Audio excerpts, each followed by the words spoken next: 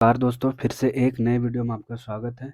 इस वीडियो में हम लोग बात करेंगे कि जो बिहार में डीएलएड का एंट्रेंस एग्ज़ाम का जो फॉर्म आया हुआ है, उसका फॉर्म कौन-कौन भर सकता है, उसके बारे में हम लोग इस वीडियो में बात करने वाले हैं। आप लोगों को पता होगा कि बिहार में जो डीएलएड का फॉर्म ऑनलाइन आया हुआ है, उसका जो फॉर्म भरने का तिथि है, वो 11 जनवरी से 22 जनवरी तक फॉर्म भरने का डेट रखा गया है।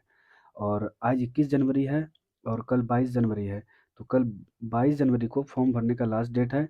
अगर अभी तक आप लोग फॉर्म फिल नहीं किए हैं तो आज ही फॉर्म आप लोग फिल कर दीजिए। अगर आपको फॉर्म फिल करने में कोई भी दिक्कत होती है, तो मैंने फॉर्म फिल करने का पूरा प्रोसेस इस वीडियो में बताया गया है।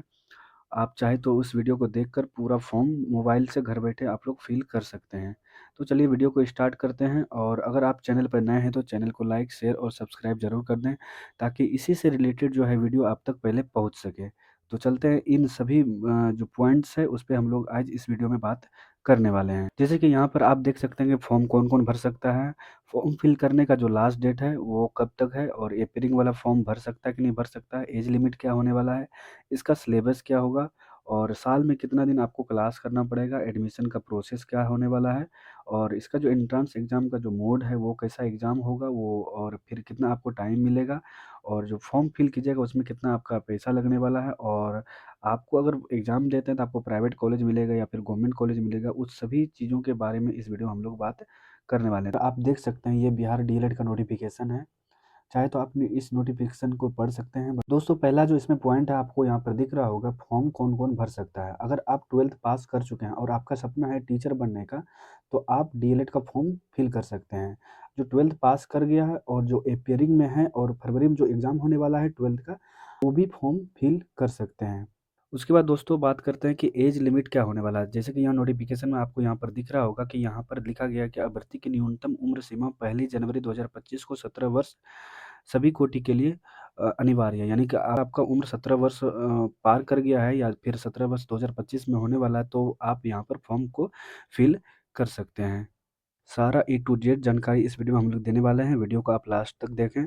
उसके बाद दोस्तों आप यहाँ पर देख सकते हैं कि डीएलएड करने में आपको कितना टाइम लगेगा। 3 वर्ष तक आप कंप्लीट कर सकते हैं। यहाँ साफ-साफ वर्ड में यहाँ पर लिखा गया है, जो डीएलएड होता है वो 2 वर्ष का होता है, लेकिन किसी कारणवश आपका एग्ज़ाम छूट जाता है, तो वो आप 3 वर्ष तक यहाँ पर इसको कंप्लीट कर सकते हैं। उसके बाद यहाँ पर आपको दिख रहा होगा कि 1 साल में यानी कि 1 साल में 365 दिन होते हैं, जिसमें से आपको 200 दिन क्लास करना ही पड़ेगा। यानी अगर आप क्या होता है कि गवर्नमेंट कॉलेज मिल जाने के बाद आपको 200 दिन क्लास करना ही करना है और उसमें से आपका जो एग्ज़ाम है, वो उसमें इंक्लूड नहीं रहेगा। यानी कि आपको नेट जो है 200 दिन क्लास करना है और फिर अलग से आपको जो एग्ज़ाम होगा, वो अलग दिन आप में काउंट होगा। उसके बाद दोस्तों यहाँ पर आप देख सकते हैं कि यहाँ 80% जो है आपको क्लास करना ही पड़ेगा।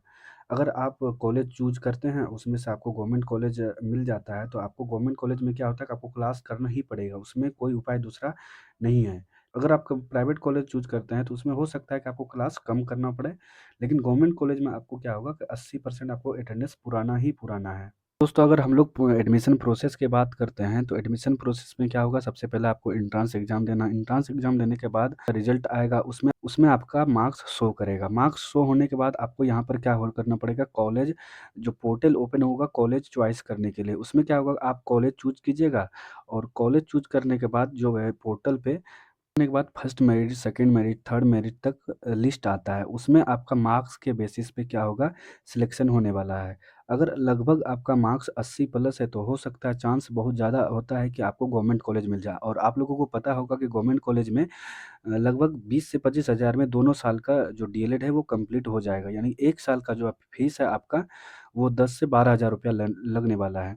लेकिन अगर आपका मार्क्स 80 से कम यानी कि 70, 65, 60 के आस-पास आता है तो बहुत कम चांस है आपको गवर्नमेंट कॉलेज मिलने का, यानी कि आपको प्राइवेट कॉलेज मिलेगा। प्राइवेट कॉलेज में क्या होगा कि वहाँ आपको बहुत ज़्यादा फीस लगने वाला है। दोस्तों हम लोग एंट्रेंस एग्ज़ाम के बारे में बात कर लेते हैं। यहाँ पर आप देख सकते हैं, पॉज़ करके आप पढ़ भी सकते हैं। ये जो एग्ज़ाम है आपका कंप्यूटर बेस्ड टेस्ट यानी कि सीबीटी जो एग्ज़ाम होता है उसपे कंप्यूटर पे आपको होने वाला है और यहाँ पर आपका टोटल वो 120 क्वेश्चन होगा, जिसमें से आपको 150 मिनट यानी कि ढाई घंटा आपको यहाँ पर टाइम दिया जाएगा।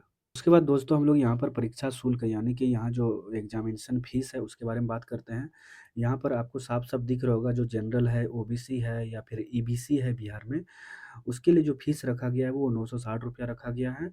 और जो एससी-एसटी है यहाँ पर आप देख सकते हैं, जो एससी-एसटी है उसके लिए ₹760 यहाँ पर फ़ीस को रखा गया है। उसके बाद दोस्तों गवर्नमेंट और प्राइवेट कॉलेज के बारे में हम लोग पहले ही बात कर लिए हैं, जिसका ज़्यादा मार्क्स आएगा यानी कि 80 प्लस अगर आपका मार्क्स आ जाता है तो आपको वो ज़्यादा चांस है कि आपको गवर्नमेंट कॉलेज मिल जाएगा। उसके बाद यहाँ पर जो है डीएलएड का सिलेबस के बारे में आपको यहाँ पर बताते हैं।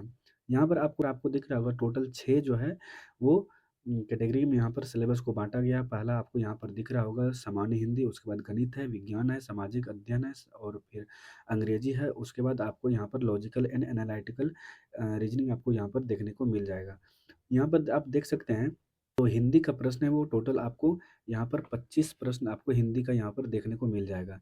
जब आप फॉर्म फिल करेंगे उस टाइम एक ऑप्शन आता है कि अगर आपका 12th में उर्दू है, तो आप उर्दू चूज़ करेंगे। अगर और वहाँ पर अगर आपका 12th में उर्दू था, तो अगर आप उर्दू चूज़ करते हैं तो आपको यहाँ पर उर्दू का जो एग्ज़ाम होगा उसमें उर्दू का आपको यहाँ पर प्रश्न देखने को मिलेगा। लेकिन सभी जो प्रश्न है वो 1 मार्क्स का प्रश्न आपको यहाँ पर देखने को मिलेगा। उसके बाद आपको यहाँ पर दिख रहा होगा, यहाँ पर गणित का प्रश्न दिख रहा होगा, गणित का 25 प्रश्न है। उसके बाद जो साइंस है उसका भी 20 प्रश्न है।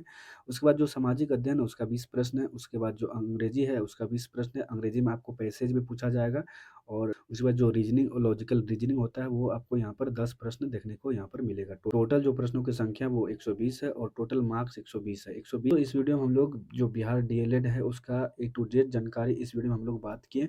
अगर आप फॉर्म भरने में कोई भी दिक्कत आपको आता है तो इस वीडियो को देखकर आप फॉर्म फिल कर सकते हैं। इस वीडियो में पूरा जानकारी फॉर्म फिल करने का पूरा प्रोसेस ए टू जेड उसमें दिया गया है। आप चाहे तो वहाँ पर देख के फॉर्म फिल कर सकते हैं। दोस्तों अगर आप चैनल पर नए हैं तो चैनल को लाइक, शेयर और सब्सक्राइब ज़रूर कर दें और दोस्तों में ज़रूर शेयर कर दें ताकि जो इससे रिलेटेड वीडियो है वो आप तक पहले पहुँच सके। तो मिलते हैं अगले वीडियो में, तब तक के लिए वंदे मातरम, जय हिंद।